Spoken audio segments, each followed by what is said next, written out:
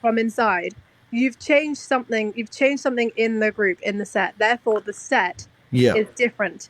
But you're talking about causation, though. Yeah, but it depends on what's inside the set. It doesn't mean that the whole set is dependent on something outside the set. It doesn't mean that the entire set depends on something else and must have come from something else.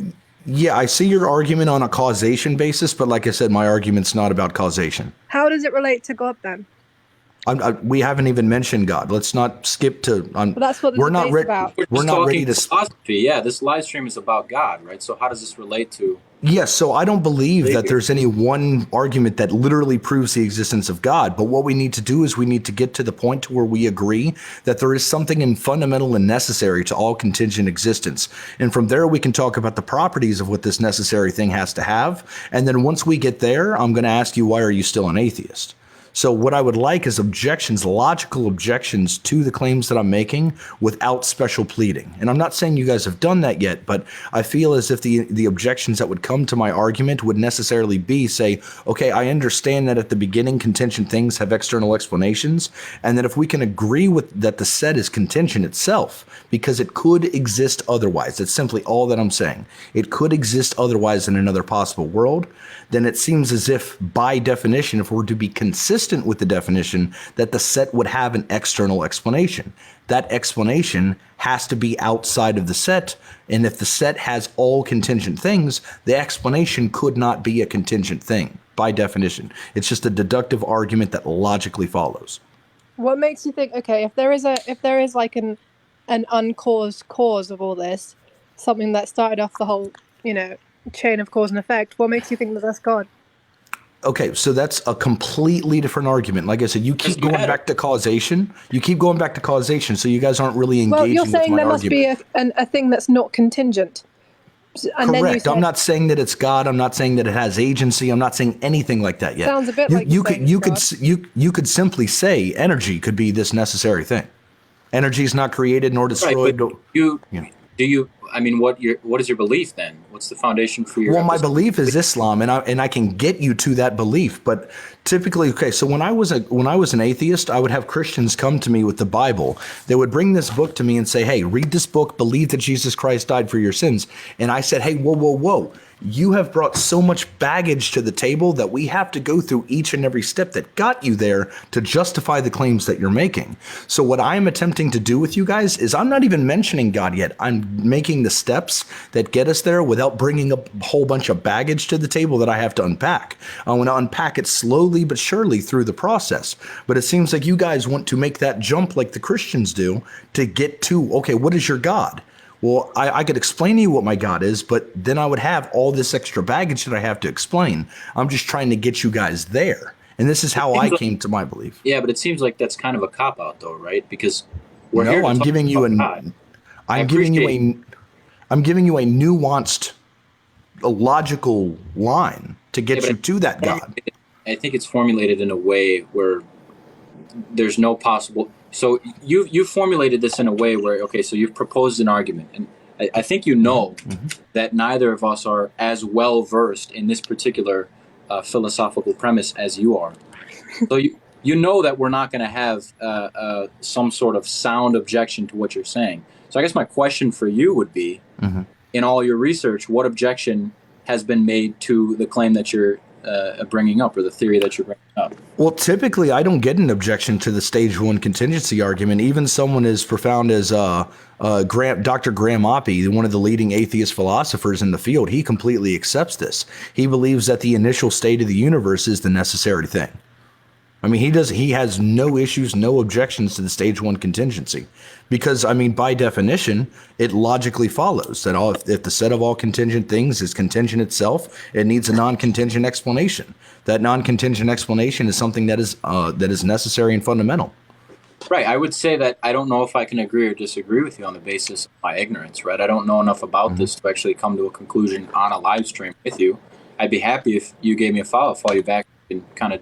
Absolutely, yeah. Sure, but I don't know enough, man. Right, so I can't Sure. And once you, we can actually have a discussion. I live stream on YouTube every single night. I'm a YouTuber. It's literally what I do for a living, and I invite people on to have discussions like this.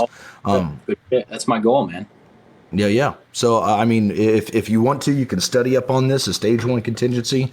I'm sure you know, basically premise 1, there are contingent things. Premise 2, if you take the set of all contingent things, by definition, the explanation for the set is non-contingent. Therefore, there's something fundamental and necessary. And that's just the first argument. Then I would bring a stage 2 argument talking about the properties of what this necessary thing is. And at that point in time, I'd make an argument for arbitrary limitations. You can look into that also. And at the very end, what would logically follow is that you have a necessary explanation that is a causal principle for all contingent existence that has unlimited attributes. Because where we are right now is you're saying that the universe, or for the sake of argument, the universe has to have an explanation that is external from its own.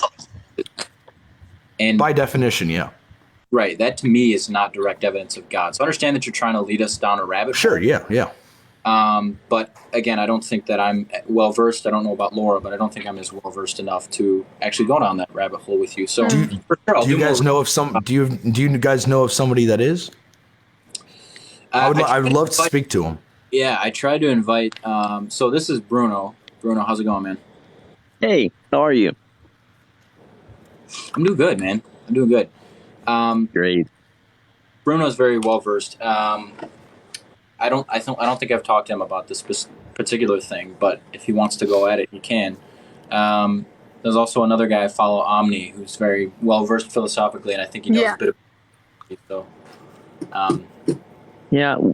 Well, the thing I wouldn't say extremely well versed, but I have a question always, and I'm sorry about my English. It's not my native language. You're good, brother. So I'm kind of slow, but what I don't understand in those Aristotelian or Aquinas is a model of in which time doesn't have a beginning. I'm not talking about the exercises about infinite regression, and just a model like the Penrose model. Yep. So I see.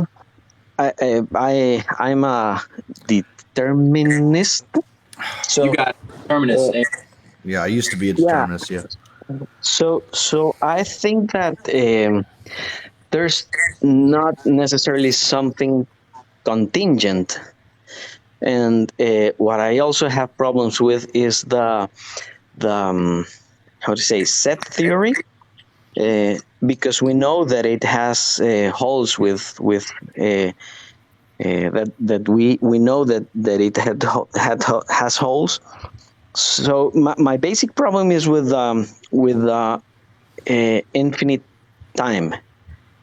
That's where I don't see anything but just one necessity. I don't know if I'm making myself clear. Okay, so then you would say that the set itself is the necessary thing. I wouldn't say it in terms of sets, because we know that we cannot rely on set theory for certain things, and I could not be sure that the necessary and tangential, the ones that are not necessary, contingent, yes, would be could be added to a set, because we wouldn't be able to know if the flaws in mathematics that we have discovered in set theory would apply to this specific argument. Sure, yeah, but I'm not necessarily implying a mathematical set theory. I'm just simply saying the all contingent things. I'm willing to grant an infinite regression of contingent things. I'm willing to grant all of that, because, like I said, it's not about It's not about causation. It's about dependency relation. And I see Laura put in the chat that I made a fallacy of composition. That is absolutely incorrect. I'm not saying that because one part of the set is contingent, therefore the set is contingent. I'm saying by definition, if the set could be another way in another possible reality, then it would meet the definition of a contingent thing, which would not be a composition fallacy. What I wouldn't... Okay, we can justify it another way. I'm sorry. Right? Go on, Bruno. Thank you.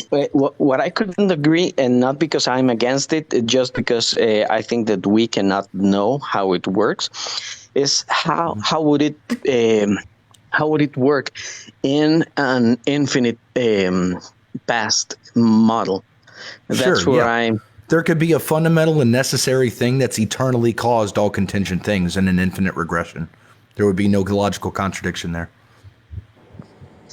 I don't know. The way I see it is, I just see one necessity, because everything as Perfect. I agree. Once we separate the past, like in photograms, like in pictures, as in a movie, each I see freedom as a way of being able to have chosen otherwise in the past. And if we make photograms, there's no way, as I see it, that everything, including the molecules and subatomic particles, could have changed in a way that it would be possible to have a different photogram in a Planck scale. I don't know if I understand what you're saying. Myself. But this is once again going back to causation. Like I said, my argument itself was not for causation, but for dependency relation. Yes, regarding the dependency regression, I couldn't see a way of being able to know that. That's my point. I'm not against it. What I would say is that neither does the scientific method. The scientific method just gathers information. It takes the information that it has and it builds the most reasonable model with the information that we do have, which means that it can always be updated and whatnot. So what I'm not asking for is an absolute fact. I'm asking, is this rational and reasonable with the current information that we have? That we have proof of contingent things. These contingent things that we have proof of, they have external explanations. So we can say by definition, as far as we know, contingent things have external explanations. If we take the set of all contingent things, whether it's an infinite regression of contingent things or it's a finite set, they could still exist otherwise. It could still exist differently. So by definition, the only explanation would be that there's some non-contingent explanation for the dependency relation of all contingent things. Okay, is your explanation of contingent things reliant on somebody prescribing those things a reason for existing? No, because then that thing would be contingent if that was the case.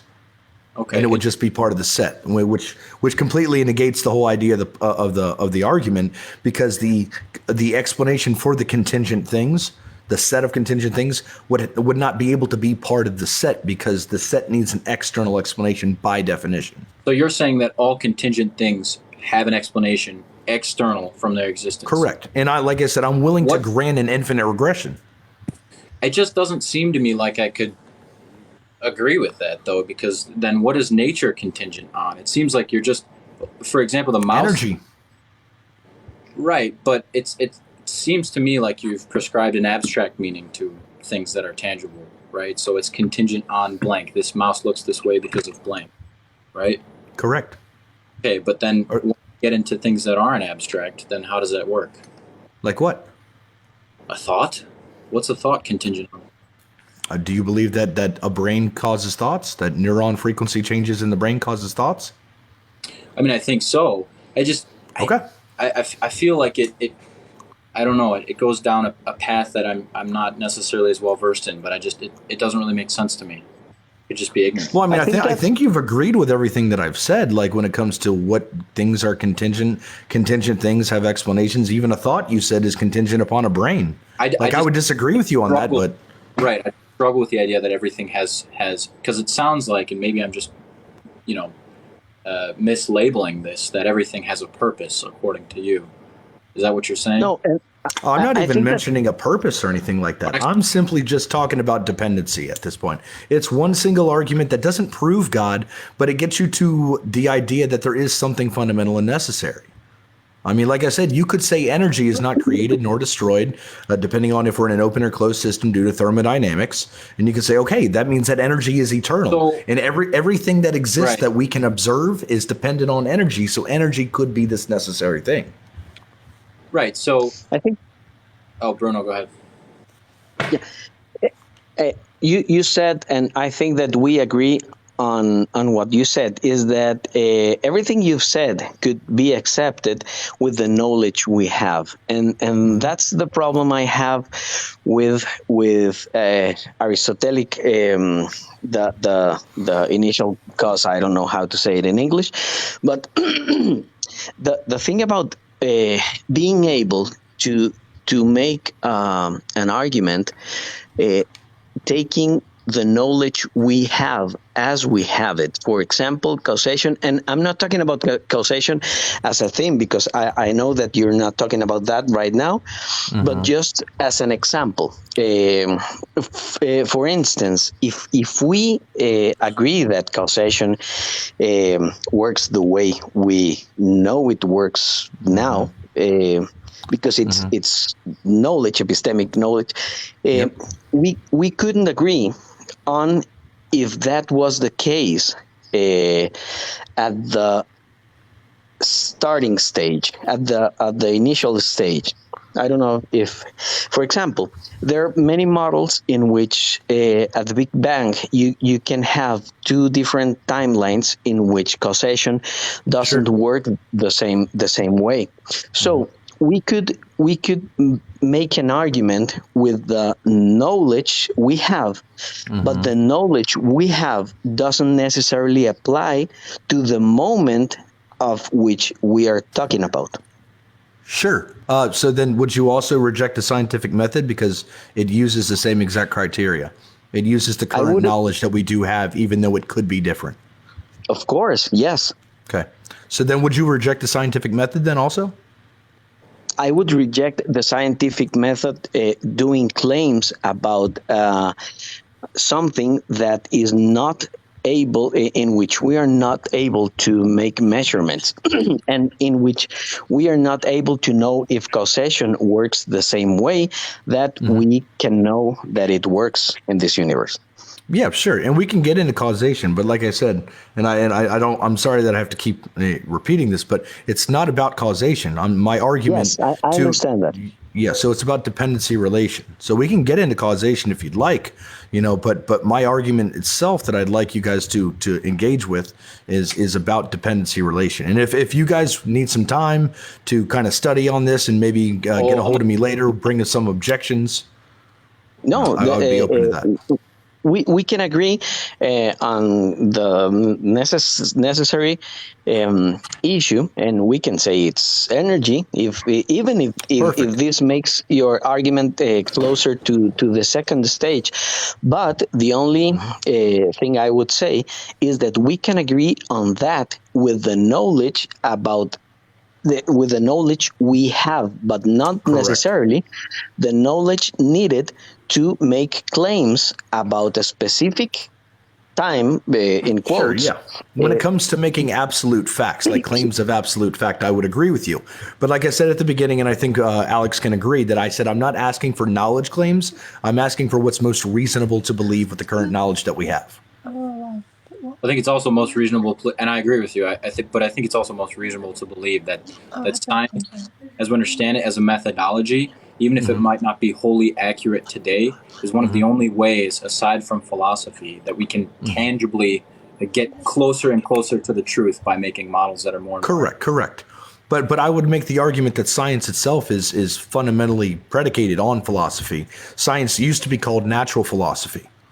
Sure. So there's axioms that even to use the scientific method, we have to axiomatically presuppose that one reality is real, that other minds exist to make observations, the law of identity, non-contradiction, excluded middle. These are all axiomatic necessary truths. There's a lot of presuppositions with science, but just because sometimes something philosophically doesn't seem sound doesn't mean that it's not a useful tool, especially Oh, no, I agree with that. I'm not saying myself that it's not a useful tool. I was just telling the brother, I think his name is Bruno, that if he rejects this because we're only using the knowledge that we currently have, I mean, that's exactly what the scientific method does too. So I was just going to ask him if he rejected the scientific method along with that. Yes, I think that Hey, Alex, I'm going to dip. I'm sorry. Have a good one, Laura. I'll see you. See you, Laura. Bye, Laura. I think that you're, of course, absolutely right in that we cannot use the scientific method to prove any any model of using physics that tells us what was, quotes, before the Big Bang. We cannot do that using the scientific method. Correct. And even, in fact, we cannot know because it wouldn't be science because it's not falsifiable. Mm-hmm. Correct. Yeah. So any type of multiverse theory, or somebody that brings some type of what is it? The Mobius strip universe theories, things like that. I mean, I've studied these Mobius strip theories. I've studied string theory. Read a lot of Brian Greene books. He's fantastic. He's a fundamental scientist. But yeah, once it gets back before Planck time, you can't really make any testable novel predictions. So it's basically prey to it's set prey to philosophy itself to try and provide the most reasonable explanation, knowing that we could be wrong. Once we gather more information, we may be able to actually measure something at Planck time or before Planck time.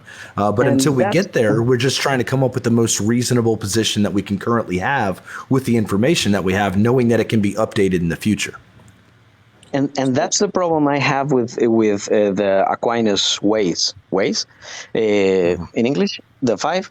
Okay, it's that every philosopher says that science cannot operate once we don't have information that before the Big Bang thing. Mm-hmm. However, and that's my problem with philosophy of science and with epistemology, is that, and with ontology and metaphysics, is that philosophers claim to have that kind of knowledge without saying so. For example, they say that science cannot operate in that 0 point, so they use philosophy. The problem is, how do you know that metaphysics and logic, even logic, how do you know if A equals A at that stage? We cannot know. So I think it's very dangerous to say that because that science cannot work at 0, so philosophy must do the job without seeing that they have the same problem. So hold on. Would you say that if you don't have any positive evidence for something, right, or any type of justification for something, that you should reject it? No. You don't say that? No, I say that I cannot make any claims, even with probability, because I don't know the circumstances. I don't know the. But I'm not asking what you know, brother. I'm just asking what you think is reasonable to believe, and we would just take the information that we have to do that with. I understand don't see what the objection to that would be. The problem would be that even though it wouldn't be knowledge, it would be only belief, we would be making claims, even if it's under probability, making claims about something that we know absolutely nothing about. Yes, but do you have any evidence for something not holding to the law of identity? Do you have any evidence whatsoever? Okay, absolutely not. You should use the null hypothesis and just stand in disbelief since you don't have any evidence of it. As far as you know, with everything you have observed, everything holds to the classical laws of logic. No, I would even, as a Muslim, say God holds to these classical laws. God is God. He could not be God and not God simultaneously, and that it's true that he is God. So I don't think logic is a creation either.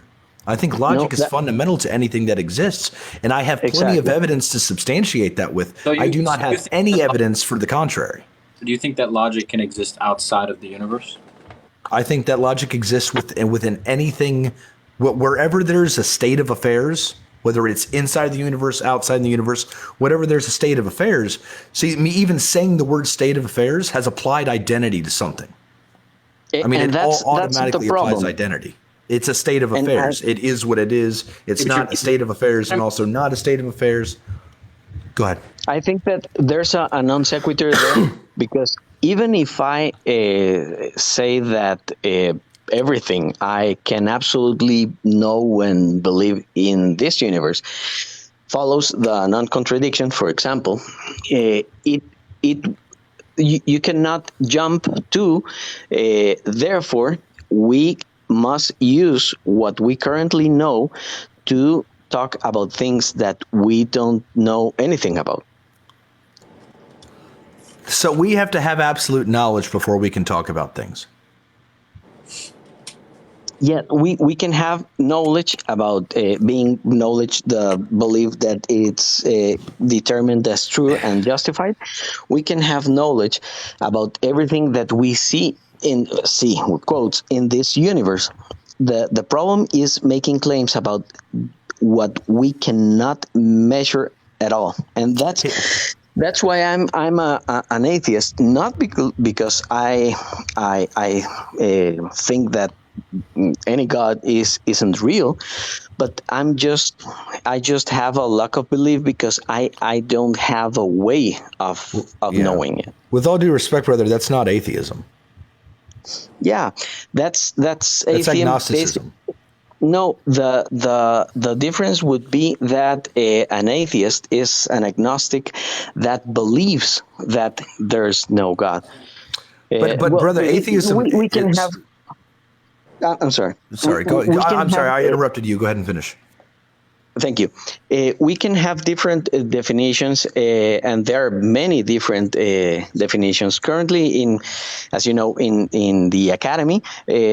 Atheism is mostly said about making a claim, and I think that the reason is that they want to keep their jobs. So they say that philosophically it's falsifiable, and therefore atheism is making the claim.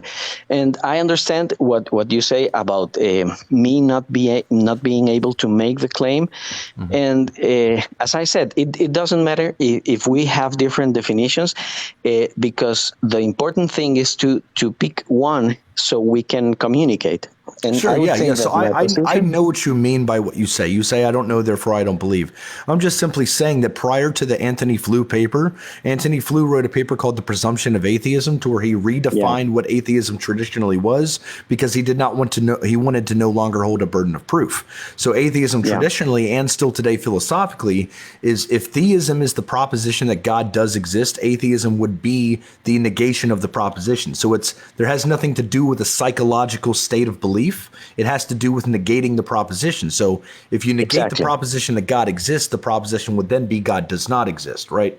So an agnostic or a non-theist would be someone who lacks the psychological belief that a God exists. And I mean, that's how I define it. I know what you mean by what you say, but I think I've taken up a lot of your guys' time. I would love to speak with you again. I love having these intellectual conversations, not to dog on other atheists, but I don't really get to have this type of conversation very often. Most of the time it's just like, prove your God empirically. And they make this huge distinction between science and philosophy, and just, it runs around in circles. So I do appreciate the conversation, and I'm gonna go ahead and follow you. Bruno, I'll go ahead and send you a follow also. You guys are more than welcome to, at any point in time, to come and check out my YouTube channel. It's EA Dawa, and I have streams to where I invite anybody on to come and have a conversation with me about these things. Atheists, Christians, Hindus, whatever it may be. Great. Sure. I'm following you. Alhamdulillah. Okay. All right, brothers. You have